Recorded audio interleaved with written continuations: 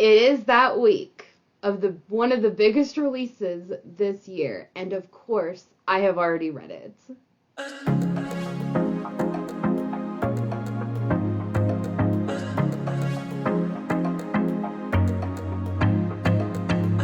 Hello everyone, welcome back to my channel. So today we are going to be talking about the 2 books that I did finish this week and the other 3 that I am currently reading, which I have continued on with some books that I haven't been reading lately, and I've actually made quite a dent in those books this week, so I have a lot to talk about. But before I do, make sure that you like and subscribe. Make sure you check the description box below for my Instagram and my Goodreads if you want to follow me on either of those. Also, my Pango Books account is down there if you want to purchase any books that you've seen me unhaul or that I do have that maybe you want to see if I'm going to unhaul at all. And then also my Patreon is down below as well. Remember, the Patreon is probably not going to be up and going again until January, but make sure that you always come back and check that out because I have a lot of stuff that we're going to be doing next year, including starting back up the book club, so I can't wait to read books with you. So let's talk about the 3 books that I am currently reading before I wrap up the books that I actually have read this week. So the first one that I want to talk about is Blood Union Part 1, which is book 5 in the Blood Gray series by Vila Roth. Now, you all have seen this book time and time again on all of my weekly wrap-ups, and I say I haven't made any headway. Well, I have now. I only have about 20-25% left in the book, and I hope to finish it this weekend. But I started reading it. I got back into Orthros and my Hesperines and all of the action that's been going on. I will say I am so excited to keep going with this. I can't wait to get to Blood Union Part 2 because I already kind of see where the story is going. And of course, if you are unfamiliar with the Blood Gray series, it is a high political epic fantasy that centers around a human woman who is the bastard daughter of the king of Tenebra, where she basically does a lot of negotiations and falls in love with a Hesperine, who is a vampiric creature, but they are not, you know, full of bloodlust and everything. They're all about peace, and it's all about their journey together, how they are trying to make, you know, peace in a kingdom that hates the Hesperines and her involvement with everything. And it's, you know, 5 books in, you are just really in the thick of the politics, the thick of all of the plotting that's been going on. Some revelations have happened, and I absolutely love this series. Now, I know a lot of people don't like the series as much because it is very slow paced. It is very hard to read because it's proper writing style, and if you're not used to that writing, then of course it takes you a lot longer to get through the books. However, after book 1, I was pretty well adjusted to the writing style and the way that the story is being told and how it flows. So of course now book 5 in, I'm just flying through it, right? But it's very good. It's a very dense political fantasy. So if that's not something that you like and you're all about, you know, more of just a lighter fantasy romance that doesn't have a lot of heavy politics and a lot of like conversations that go on that lead to nothing. It's just, how are you doing? I'm good, you know, and then you just talk about the day and there's not really any plot development that happens, and you're probably not going to enjoy the series as much, but I'm eating it up. I have loved getting back in with, you know, Leo and Cassia and Orthros and everyone else that is along the way. I have loved learning about the world because now we are in a different part of the world. And so, you know, my interest and everything has just kind of re-sparked because now we're learning about newer things. We're exploring a newer area. More things have happened. Revelations have happened in this book that my jaw has dropped on. So I can't wait to see where that goes. So I just wanted to update you on Blood Union Part 1 because I know that you've been seeing it week after week on my weekly vlog. And I actually made quite a huge dent in the book today. well, actually over the week. And so I plan on finishing it up by at least next weekend and starting Blood Union Part 2. But I don't know how quickly I'll get through it because I have quite a huge TBR that I really want to get through before the end of the year. The next book that I have started, and I'm only about 100 pages in, and that is Love and Other Words by Christina Lauren. This is my first time ever diving into a book by Christina Lauren. I know that they are a writing duo, and there's a lot of people that absolutely love their books, love their writing, and I have never read a Christina Lauren book, so I was like, let's just try one. I saw this on Pango Books. I love the cover. I didn't really know much about what was going on, but I ended up buying it. It sat on my shelf for, probably a couple months, and then finally I was like, you know what? It's that cozy time. It's that, I want to just stay in and bundle up, and read a book. So I decided to pick up a Christina Lauren book, and I am not disappointed at all. You are following our female main character, Macy. And Macy basically loses her mom whenever she is very young, and her mother, died of cancer. So there are trigger warnings, for things like that. But basically her father, raises her all on his own and kind of lives a life led by her mother, even after her death, because she left these notes and these rules to live by. And so one of them is, if basically Macy, whenever she gets older into her teenage years, if she starts getting quiet and needs kind of a break and needs to relieve some stress, go on a holiday vacation. Well, her dad takes it to a whole new level and basically purchases a cabin, about 100 miles away or so from where they are living in San Francisco. And whenever she is there, she meets the neighbor boy, Elliot. And, her and Elliot are around the same age. Macy's 13, he's 14, I believe, and they both love books. So you're watching them as they are growing and being friends, talking about books, different things. And you get this whole time jump thing. You get a now version, which is like when they're close to 30, and then you get a then time frame where you're looking back when they were teenagers, whenever she spent the weekends up there in the cabin. And, you're following them. And she's obviously been in love with Elliot, but, she's marrying another guy, and she hasn't seen Elliot in 10 years because he betrayed her, and we don't know what he did to betray her. I'm liking this, okay? Like, they reconnected, well, not really reconnected, but, like, they ended up getting in each other's way at an event or, a place, and then all of a sudden now they both want to talk to each other, but, she is very hesitant because, of course, she lives with her fiance, and she's like, I can't go there, I'm engaged. And, of course, Elliot is all about wanting to reconnect with her, but she keeps holding on to this betrayal that he did. So I'm sure eventually we're going to find out what that is. I would say that the writing style is very easy to, just fly right through. It's not a dense book. It doesn't have any complicated writing or anything like that. So I'm really loving that, and it does give me that cozy vibe. Again, I'm only about 100 pages into the book, so there's still quite a bit to go. I think it's just barely over 400, so I'm only about 25%.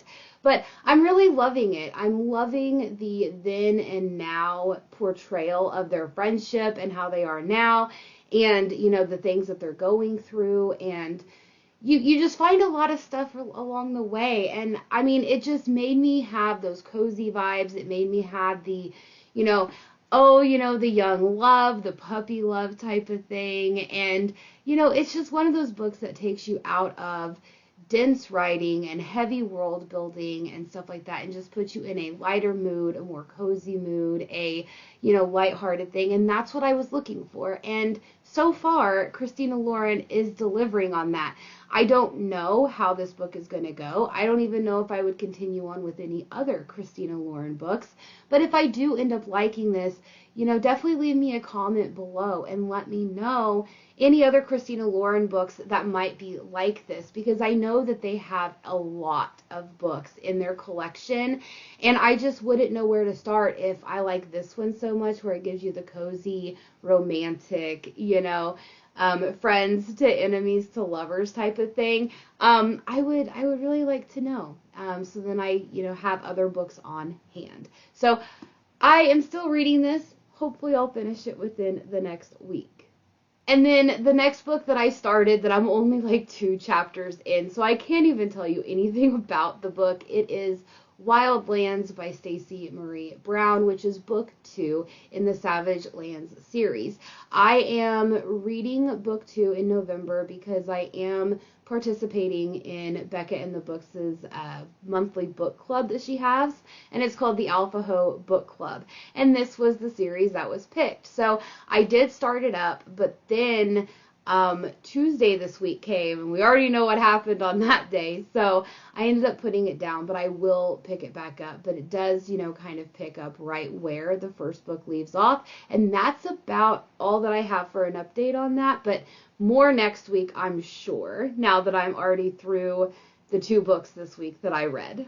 So the first book that I did end up reading at the beginning of this week, which I don't even know if I started it last week and I talked about it in my last week vlog, or if I started it afterwards, but I ended up reading Oath Taker by Audrey Gray, and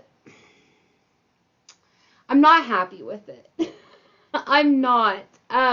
You are following Haven, who is the best friend of the prince, and they, have this connection where, they're always, they're together and saving each other, but I guess the prince gets captured. And so, of course, Haven's like, I need to rescue the prince. And so she goes off on this journey and meets these characters along the way, and then, of course, she meets the bad guy, the one that, she shouldn't be around. What's his name? Archeron. Okay? So, Archeron and her do not get along. Their banter back and forth is definitely one more on the enemy's side of banter. And basically, you can see that he is potentially the love interest, because as the book goes on, you get kind of her thoughts on how she feels about him, what she thinks about what he looks like, different things like that. I was intrigued to read this, not only because I had the special edition set from Bookish Box that I recently just got in. They mailed those about a month ago. But also, whenever this was pitched to me on, I want to say, Facebook, like one of those suggestions, it was supposed to be a fantasy romance with Vikings. And I was like, I'm all in for that. I don't really see the whole Viking-esque, part of this, because other than Norse mythology being in there, where you're talking about, Odin and Thor and all of those, I just don't see the Viking part of it. So did somebody pitch it like it was a Vikings fantasy romance because of Norse mythology? Because Vikings are not the only ones that, believe in Norse mythology and believe in those gods. So that would be a very, wrong thing to say. But basically, it was a 3-star. I'm still debating on if I want to continue on. I just felt myself just leaving the story at many points. I didn't feel like it kept me captivated. I just don't even feel like I was even connecting with Haven as the female main character, let alone anybody else. And that was a problem for me, because as I was reading it, all I could think about was, when is this book going to be over? How many more pages do I have? And that's not a good sign to have. And I'm not saying this is a terrible book, because I know there are a lot of people that love this book. I'm just saying it didn't hit for me. I don't know if it was at the time that I read this that maybe I was anticipating Iron Flame coming out. I don't know if I just fell out of the love for it because I thought that it was like a Viking fantasy romance, and then found out that it was just Norse mythology. I don't know what it was, but something took me out of being connected to the story and the characters, and I just didn't find myself wanting to read it. As soon as it was over, I was pretty happy, and I was like, I don't want to continue on with this series. Now, I probably will eventually get to book 2, just to kind of see how the story progresses, see if I still feel that way a couple months from now. And if I do, I'll just DNF the series. But as of right now, I gave it a 3-star. I mean, I wouldn't say that I had a good time, but I wouldn't also say that the whole time was terrible. I enjoyed parts of the story. I really enjoyed the parts of the story of Norse mythology, because I definitely am intrigued with Norse mythology, Greek mythology, and Egyptian mythology. So I was very invested in that part of it. But as far as the way that we're saving the prince and the banter between her and Archeron and this quest that we're going on, it just didn't hold my interest. So 3 stars. I'll try book 2 later on in a couple months and see if I still have those feelings. And then finally, I'm pretty sure this is what all of you have been waiting for. I did end up picking up Iron Flame through audio because I had it pre-ordered on Audible on Tuesday, and I flew through this. Now, granted, it took me several days because we were busy at work. Of course, it's our busy time. So during the day, I'm not able to really consume my audiobooks like I typically do. And then this book was a chunker. The audiobook, I believe, is 25 or 28 hours long, and I read at a 1.6 times speed. That's kind of the best pace that I like to consume my audiobooks, and it still was like 18 hours, a little over 18 hours, so it was quite a big book. But I will say, I'm on the fence with this series, because Fourth Wing really blew my mind and blew a lot of people's minds. You know, it introduced, this world with dragons and, the kill or be killed type of nature at Vazgaiath. And, you were always just on the edge of your seat. What's going to happen? What is Violet going to get into? And, her and Xaden's chemistry was just off the charts. I mean, Fourth Wing really encompassed a lot of things that people love, and it hooked them and made them addicted. And then of course Iron Flame comes out, and we can't wait to get back to the world of the dragons and her and Xaden and find out what's going to happen after all of the revelations that happened at the end of the first book, which I'm going to keep this spoiler free. However, I was disappointed in a way with this book because I feel like the author made this book like twice as long for no reason. And what I mean by that is, me personally, as a reader, I don't want to read a book where I literally am going to school with this person. And I feel like the vast majority of this book was Violet going to these classes. You learn different things in these classes with her. You're going through and watching her go to threshing and watching her do this. And, it got to a point where I was like, I don't like that concept. But that is me personally. That is not a dig at the author or, that this book is terrible because of that. That is just something, my preference, I don't enjoy. I want more of a fantasy book where we're going on quests, we're uncovering things, we're going to different places and meeting new characters. And although the author really did encompass that, because you're meeting new people, and of course Violet, is going different places because with her dragon being mated to Sigale, who is Xaden's dragon, of course, we're always, going to where Xaden is, or Xaden's coming to where we are. But that just, I don't know.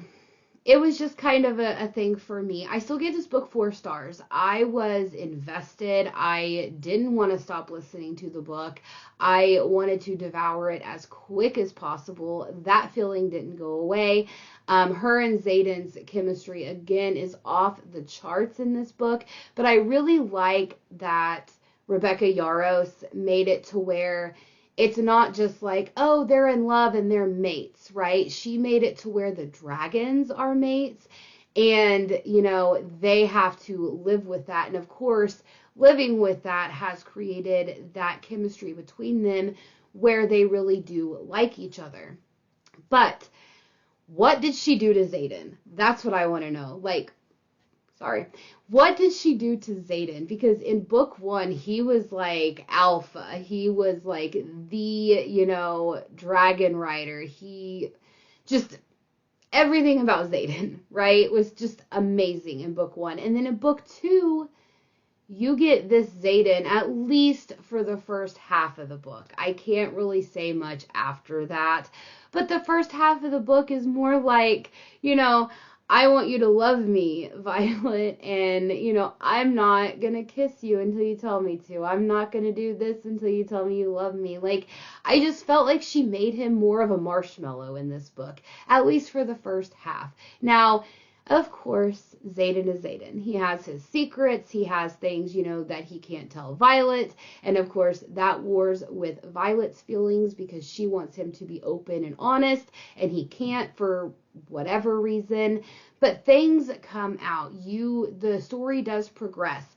The stakes are higher. Violet is constantly, trying to be assassinated. She is always in, harm's way. Xaden's always in harm's way. So the adrenaline rush, the thrill ride, the, stakes and sitting on the edge of your seat is there. And I would say definitely amped up from book 1. And we're starting to learn more about what is happening in the world outside of Basgiath. We are starting to learn about the wards. We're learning about her mom. We're learning about a lot of things that we wanted to know more about in the first book. So again, I gave this book 4 stars. Just because I have a personal preference where I'm not liking the whole we're going to class type of thing. Other than that, I'm enjoying this book. I love it. My heart is racing, and I can't wait for the next book.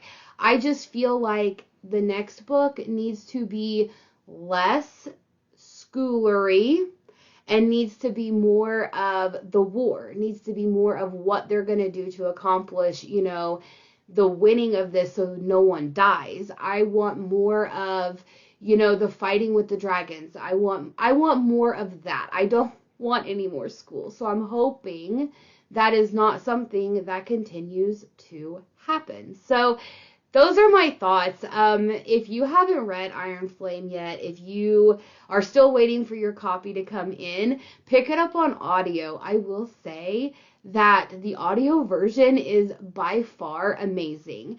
Only because, as the author or the narrator is going through the book, she's putting the emotion. And whenever Violet's crying, you want to cry. When the fighting is happening, you are like, your heart is pumping and your adrenaline is going. So if you are still waiting for your book, because I know there's a lot of people out there that either A, couldn't have gotten it yet, or B, is still waiting for their special sprayed edges edition to come in, because I'm still waiting for mine.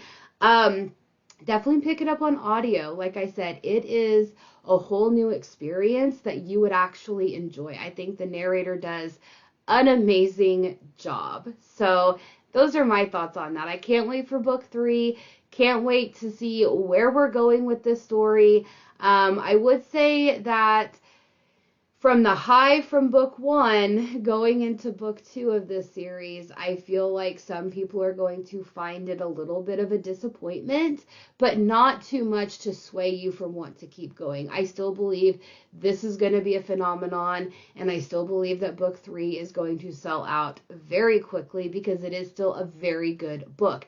I just feel like everyone's expectations are too high at this point to go into book 2, so you are going to be mildly disappointed about some things that occur or the way that things are told. So those are my thoughts on that. So just don't go in with a 5-star expectation.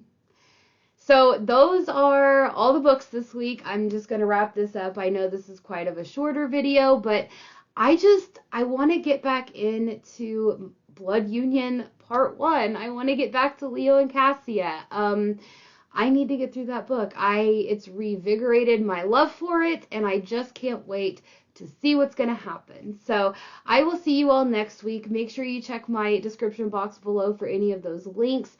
Also, remember to leave me comments, especially Christina Lauren, recommendations that are along the lines of love and other words. So I will see you all next weekend. I hope if you love Fourth Wing and you are continuing on, I hope that you get to read Iron Flame. And until next time, everyone, I hope you have a great weekend. Bye!